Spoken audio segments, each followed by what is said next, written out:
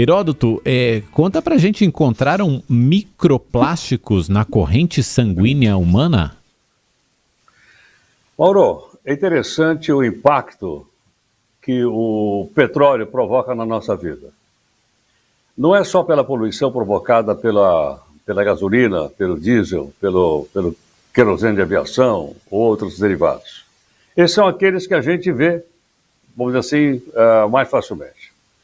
Do outro lado, você tem aquelas montanhas de plásticos num país que, infelizmente, ainda tem lixão. Infelizmente, já era para ter terminado isso há uns 10 anos. Ou quando você vê, então, aquelas imagens no mar, daquela quantidade imensa de plástico flutuando no mar e muitas vezes mesmo no fundo do mar.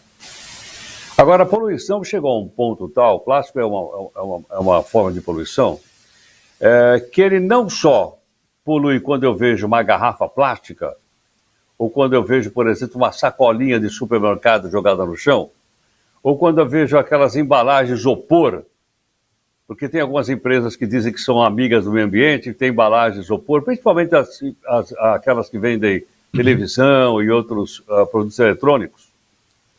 Mas o plástico também ele tem uma poluição, uma micropoluição, que não é vista a olho nu. Então teve recentemente um estudo feito na Holanda e eles chegaram à seguinte conclusão, que o microplástico ou o nanoplástico, tão pequenininho que ele é, hoje ele está em todos os lugares e está na corrente sanguínea das pessoas, dos seres humanos, principalmente nas áreas mais desenvolvidas do mundo, no caso aí a pesquisa na Europa e nos Estados Unidos. Então, mas que tipo de plástico? Bom, quando a gente for fazer então o exame, aqueles exames de sangue, né, para saber se colesterol, triglicérides, a gente vai ter que perguntar para o médico também, se o senhor quer que faça um exame para saber quanto plástico eu tenho na corrente sanguínea? E tem realmente.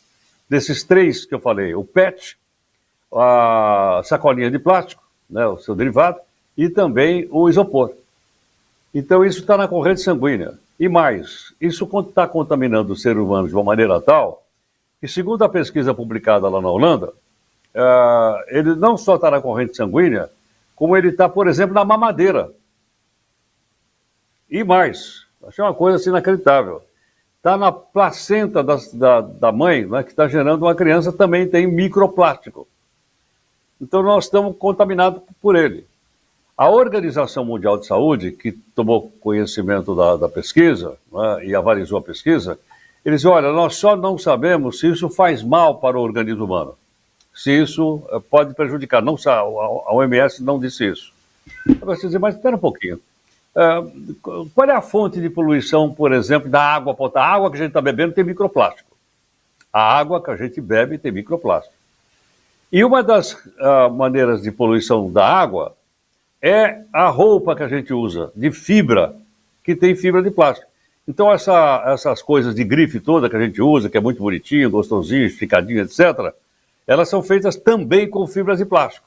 E quando a gente bota na máquina de lavar, essas microfibras saem na água da máquina de lavar, ou do tanque, ou de qualquer outro lugar, vai para o esgoto vai para o rio, do rio vai para o mar, vai para a atmosfera, volta na forma de chuva. Então, é por aí que a gente vai indo. Ou seja, a poluição ela é macro, como a gente enxerga muitas vezes aí na rua, né, se tem o saquinho plástico jogado no chão, e essa que a gente não vê, mas os cientistas estão atentos a ela. Se faz mal ou não, só pesquisas futuras vão dizer se isso é possível ou não. Pois é. Acho que bem não deve fazer, né? Agora vamos esperar pelo que a ciência diz. Olha o que a gente está fazendo com o nosso planeta. Por falar no nosso planeta, temos uma guerra no nosso planeta. Hoje o presidente americano Joe Biden vai à Polônia, né, uma cidade ali pertinho da fronteira com a Ucrânia, vai ver a situação dos refugiados.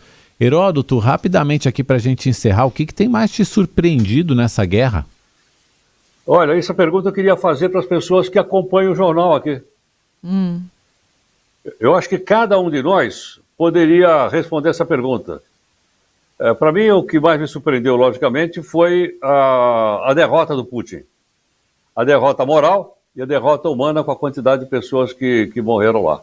Mas eu acho que cada um de nós que está acompanhando deve estar sendo surpreendido por alguma coisa dessa guerra da Ucrânia. Há outros fatos que certamente as pessoas devem ter sua opinião formada a respeito. Até a resistência, né? A resistência ucraniana me surpreendeu bastante. E o simples fato de termos uma guerra ali no centro da Europa, em pleno século XXI, já é surpreendente, né, Heródoto? Assim como também é surpreendente a atuação do Zelensky, né, que era absolutamente desconhecido. Eu até me lembro um pouco a atuação do Churchill, eu tenho falado isso, muitas pessoas não gostam, mas veja bem, um homem que disse, olha, se vocês vierem, vocês não vão nos encontrar pelas costas, mas vocês vão ver o nosso rosto, vocês não vão resistir, e eles estão resistindo. E toda esse conflito tem gerado uma série de discussões interessantes, discussões pertinentes, sobre a própria participação da OTAN, a participação dos Estados Unidos na geopolítica, na política internacional, a participação do bloco europeu. Eu acho que o mundo vai sair diferente quando esse conflito acabar, né, Heródoto? Espero que saia para melhor. A participação da China também, que papel a China vai ter nas relações internacionais a partir de agora. Se a Rússia sair enfraquecida, ela pode cair ali nos braços da China. A China pode abraçar a Rússia com todo o seu potencial militar atômico, nuclear. Quer dizer, tem muita implicação aí e o Heródoto vai ajudando a gente a entender ao longo dos dias. Heródoto, obrigado por hoje, bom fim de semana para você. Um abraço, gente, obrigado a todos.